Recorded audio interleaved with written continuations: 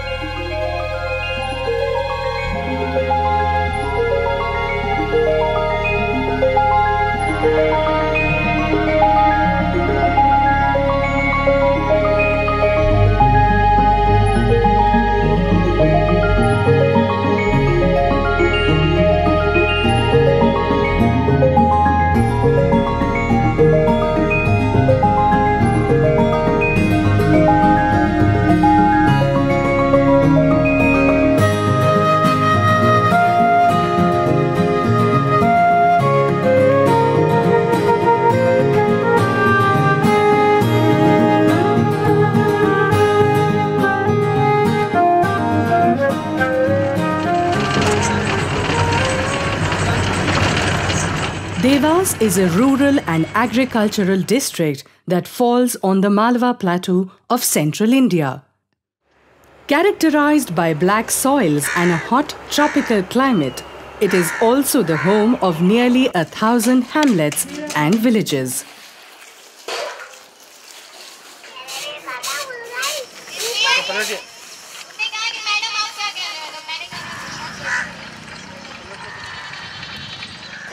Traditionally, farmers relied on monsoon rains for irrigating their crops.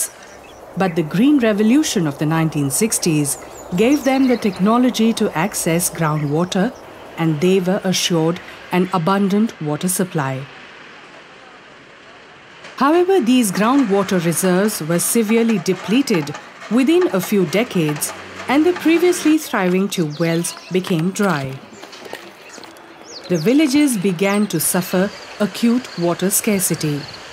Without irrigation, they had no food, no hope, and absolutely nowhere to turn for help.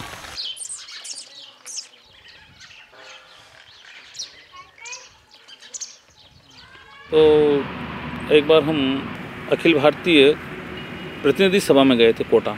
जिनने बोला जो आपके क्षेत्र के लिए आप बारिश का पानी संग्रह करके तालाब बनाएं, एक उनने हमें हिंट दी। तो हमें दिमाग में न पता क्या जमी कि एक अच्छा काम है, अपन इसको कराएं। जिस जगह खड़े अपन, ये रघुनाथ सिंह जी तोमर का तालाब है। इन्होंने तालाब की शुरुआत करी, इन्होंने मुझे बुलाया था, तो मैंने इनको हंसी में कि यार ये पागलपन कर रहे हैं यार, तालाब खुदाने से क्या फ़ायदा होगा। और इन्होंने बुलाया, मैं रोड से निकल गया, नहीं आया मैं। इनके दोनों भाई में विवाद हुआ कि ऐसा मत करो, ऐसा मत करो, अपनी ज़मीन ख़राब हो रही है, ज़मीन कम हो रही है। इन्होंने नहीं मना, इन्होंने अपना जुनून था, इन्होंने तालाब बनाया।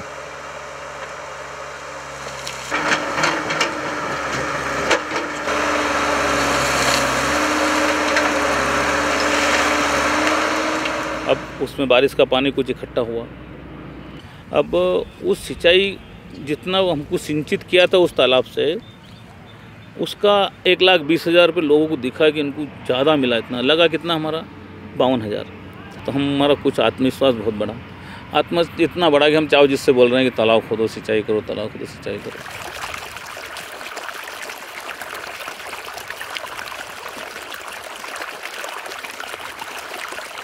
उमाकांत उमराव तत्कालीन जो कलेक्टर थे, वो जब यहाँ पर 2006 में पोस्ट हुए तो उन्होंने आकर जब किसानों से मिले, लोगों से चर्चाएं की, तो पाया कि जल का संकट ही सबसे बड़ा संकट है। लगभग ये रोज़ का ही ये घटना होती थी कि जब मुझसे लोग मिलते थे, किसी भी उद्देश्य से वो मेरे से मिलने आए, लेकिन पानी की कहीं न कहीं चर्चा शुरू हो जाती थी।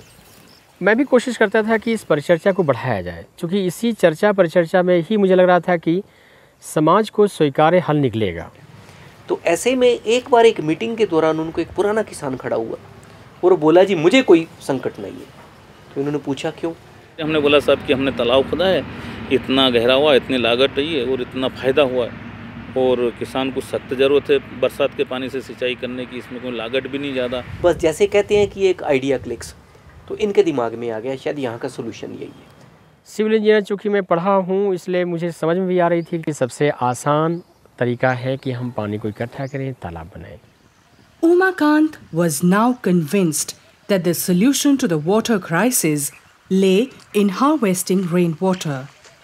He began to travel from village to village to speak to the farmers and convince them of this approach.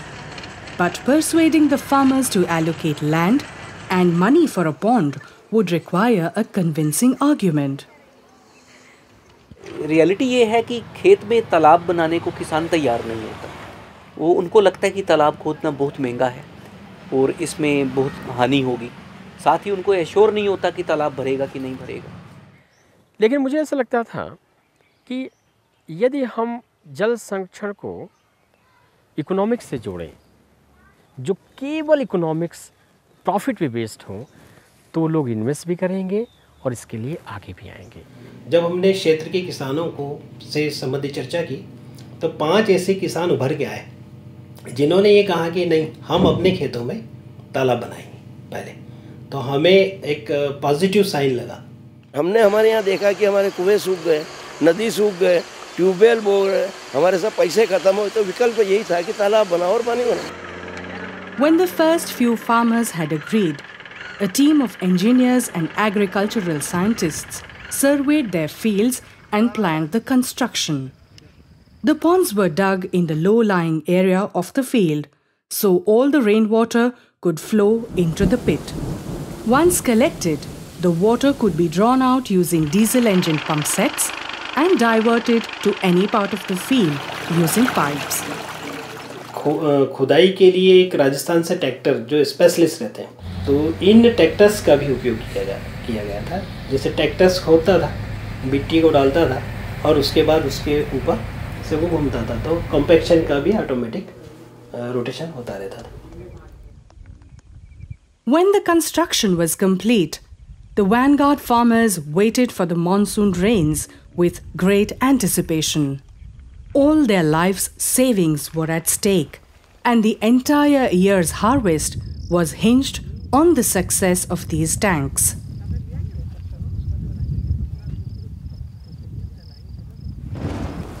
But the very first rains brought so much water that the ponds were completely filled.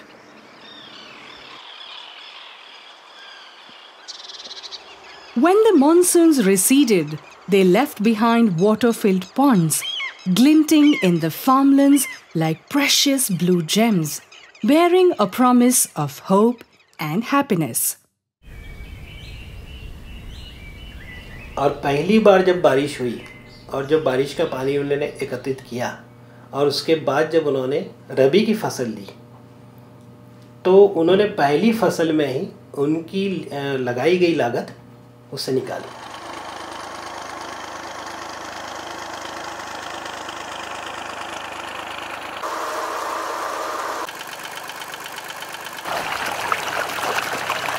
That year, not only were the farmers blessed with bumper summer crops, but they had enough water to recultivate the land in the winter. The profits earned through the sale of surplus grain helped them break even within 1 or 2 harvests. उस समय हमारे गांव में एक छोटा सा तालाब बनाया गया। उस मतलब 1 बीघे तालाब से 10 बीघे ज़मीन सिंचित की। लोगों ने देखा, पड़ोसियों ने देखा, हमने भी देखा। हमने भी सोचा कि क्यों, ये तो मुनाफे का धंधा है। तो हमारे यहाँ एक ऐसी होड़ सी लगी और हमने फिर यहाँ पे मतलब तालाब बनाना चालू किया। फिर 1 साल में 10 तालाब बने और उसके बाद में 50 तालाब बन गए और आज हमारे यहाँ करीब 150 तालाब के बन चुके हैं। सच्चाई ये है कि अगर 400 मिलीमीटर भी पानी आ जाए पूरे साल में तो ये तालाब भर जाते हैं, जबकि हमारे प्रदेश में तो कम से कम 800 मिलीमीटर पानी आता है। अर्थात ये तालाब तो भरेंगे ही भरेंगे, किसी भी स्थिति में भरेंगे। तो कई किसान तो ऐसे हैं कि जिन्होंने शुरू में तो बड़े डरते डरते बनाए थे, छोटे छोटे तालाब बना लिए थे, लेकिन बाद में उसी वर्ष उन्होंने अपने आप बड़े की। अब इतना करने के बाद में हमारे छोटे भाई जो इतना विरोधी था, उसकी एक्टिविटी देखो आप कि उस टाइम पे जैसे ही तालाब का पानी ख़त्म हुआ वो ट्रैक्टर लेके आता, अपने हाथ से सुपड़ी फांदता और ये जो एरिया है पूरा उसने करीबन आधे जो तालाब का हिस्सा उसने 3 फीट गहरा कर दिया। इसमें सबसे बड़ी जो दिक्कत है वो है इनिशियल इन्वेस्टमेंट, क्योंकि तालाब खोदने में 1.5 लाख से लेकर 3-4 लाख तक का खर्चा आता है। किसानों के पास शुरू में इतना पैसा नहीं होता, तो अब हमें ज़रूरी है कि कोई एक फंड इकट्ठा किया जाए जिसके द्वारा लोग इसमें से इजीली जो है लोन ले सकें। Although banks had initially refused to sanction loans for pond construction, they soon relented under Umakant's persistence and the evidence that this investment was profitable. The government also began to grant part subsidies for the construction of ponds.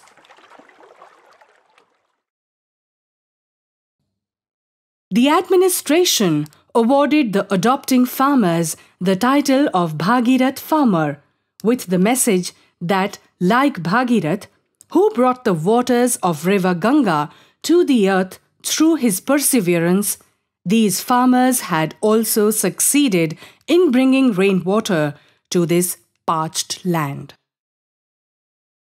Every new construction commenced with a puja ceremony, to which every member of the village was invited.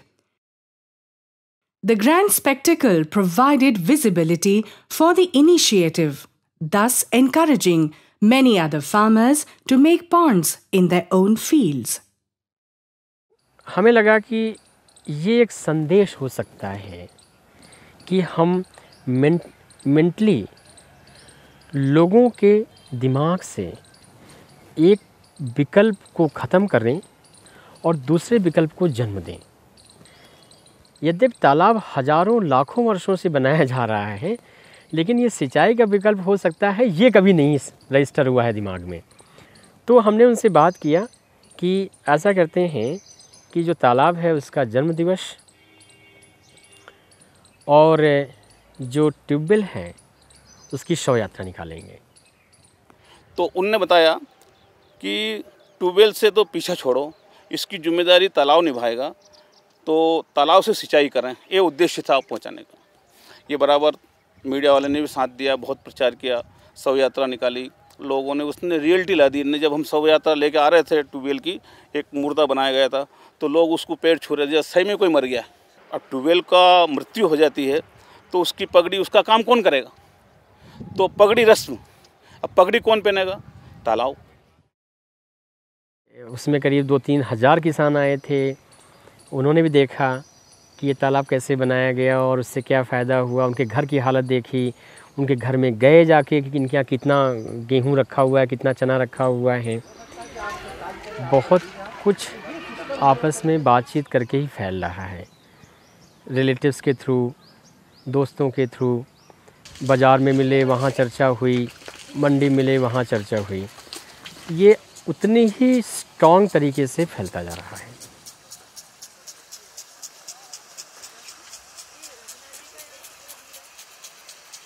अब करीब 90% हमारे गांव का पूरा area सिंचाई का हो गया। सिंचाई में 1 पानी या 2 पानी, गांव के अंदर कोई भूखा नहीं रहेगा, गांव के अंदर कोई परेशानी नहीं रहेगी, अच्छी फसल होगी, सब लोग सक्षम रहेंगे और वाटर लेवल अपने यहाँ दिन पर दिन बढ़ता है। और कभी भी भविष्य में इस गांव के अंदर पानी पीने की समस्या कभी भी नहीं आएगी ज़िंदगी में।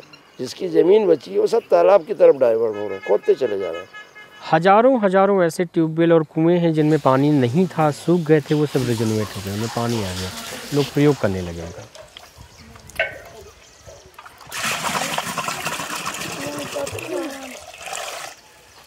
और ये आज स्थिति ये हो गई कि हमारा जो पूरा इलाका है वो पानी वाला इलाका हो गया। ये इस गांव का नाम पहले निपानिया था। निपानिया का मतलब होता है बिना पानी का गांव। आज पानी पानी हो गया। हमारे यहाँ जो ताल तलैया बनी है, इससे पूरा क्षेत्र कश्मीरी हो गया है, मतलब कश्मीर जैसा हो गया, पूरा हरा भरा, और आपको 1 इंच जगह खाली नहीं मिलेगी, पूरा हरा दिखाई देगा जहाँ तक भी आपकी निगाह जाएगी। In the past few years, Devas has won numerous honors and awards in recognition of the path-breaking work undertaken by the village communities.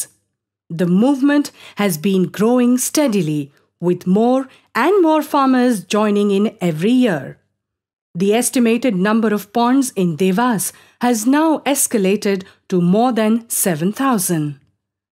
In 2012, Devas was honored with the prestigious United Nations Best Water Practices Award, calling global attention to this simple yet effective innovation and thus providing the inspiration to spark off similar projects all over the world. जब हम tubewell से shift करते हैं तालाब में, छोटे structures में, जैसे यहाँ पे था रिवर सागर, तो हमारा जो कंजम्पशन है इलेक्ट्रिसिटी का वो हार्डली 5-10% बचता है। क्योंकि ट्यूबवेल बहुत गहराई लिए हुए रहता है और ट्यूबवेल से पानी अगर खींचते हैं तो उसमें काफ़ी ऊर्जा लगती है। जब शुरू का पानी बह के आता है तो अपने साथ में मिट्टी कचरा लेके आता है, वो उसको हम कलेक्ट कर लेते हैं। वो कचरा पानी उसके ऊपर 10-12 फीट पानी भर जाता है, 15-20 फीट, वो मिट्टी के साथ में रहता है तो उसमें सड़ जाता है। सड़ने के बाद में जो उसमें जो परत बनती हैं 4 इंची, वो तो प्योर खाद रहता है, और वो भी जैविक खाद माने उसको। उस खाद को अगर हम खोद के अपने खेत में देंगे तो रसायन से छुटकारा मिलेगा, और जैविक खेती हम उससे उत्पादन बढ़ा सकते हैं, और उसका टेस्ट भी बहुत अलग रहता है खाने में। तो उनकी जो सॉइल इरोजन की प्रॉब्लम है वो एड्रेस हो रही है, और इन टर्न उनके खेत की जो ह्यूमस वैल्यू है, जो सॉइल क्वालिटी है, वो भी इम्प्रूव हो रही है। मेरी शुरुआत मेजर प्रोजेक्ट से हुई। सरदार सरोवर प्रोजेक्ट है, नर्मदा सागर बांध है। तब मुझे ऐसा लगता था कि छोटी छोटी संरचना से क्या फ़ायदा होगा, एक बड़ा अच्छा डैम बना दो, इतने लाख हेक्टेयर की सिंचाई कर दो, ऐसा मेरा दिमाग में था। तो मैं बड़ा हंसता था, मुझे हंसी भी आती थी। लेकिन जब मैंने देखा कि नहीं, इन छोटी छोटी संरचनाओं का कम से कम लागत में अधिक से अधिक अगर फ़ायदा होता है तो क्यों ना इसे अपनाएं।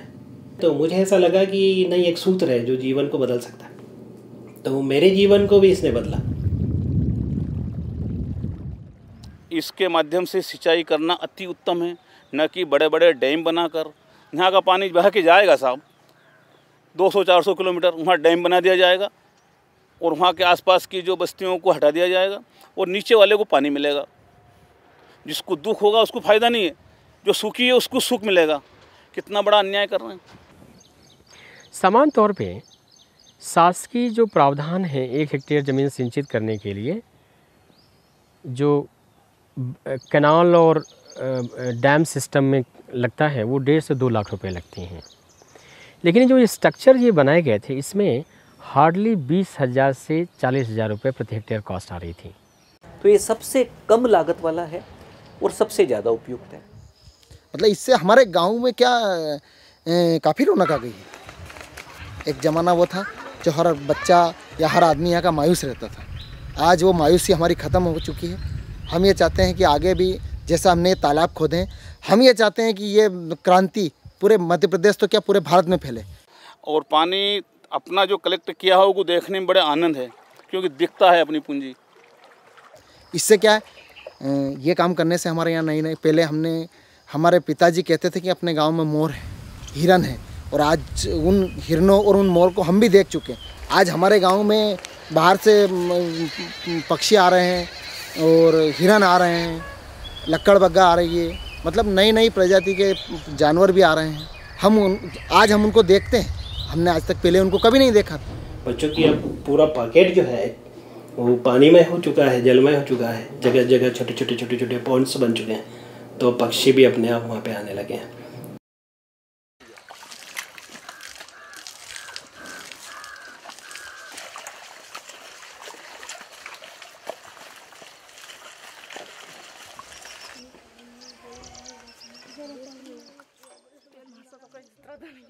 पानी नहीं थे, पीने को पानी, नहाने धोने का पानी नहीं था। कुआं से चरू बाल्टी उनसे खींच को लाते थे। यहाँ से तो पूरे जितना काम है वहाँ से बेड़ा से माथा पर बेड़ा धर फुलाते थे।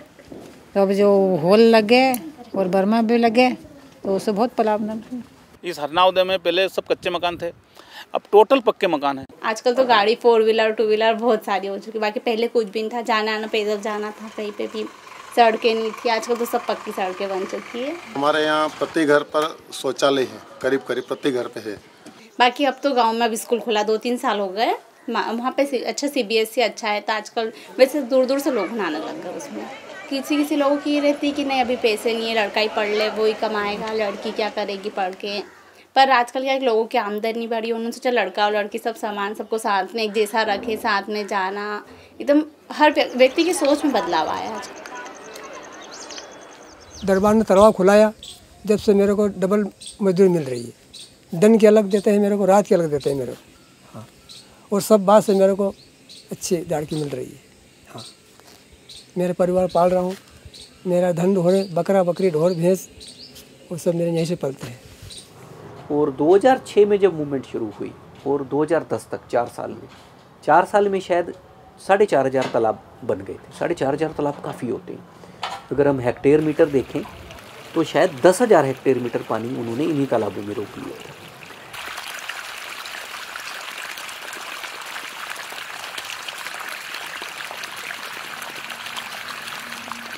पर आज देखने पर मालूम पड़ता है कि अपनी पूरा क्षेत्र सिंचित है।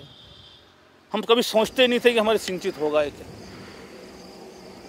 सारे अगर पूरे हम अगर देखें भारत भूमि में भी अगर देखें तो तालाबों के ऊपर काफ़ी ध्यान दिया जाता था। जब से हमें धरती के नीचे से जब पानी खींचना आ गया तो शायद हमारी ये जो ट्रेडिशनल परंपराएं थी उपेक्षित होना शुरू हुई। वर्षा का जल किसी ने अगर संभाल के रखा है, पुनर्भरण किया है, तो उससे ज़्यादा अच्छा पुण्य का काम दूसरा नहीं हो सकता।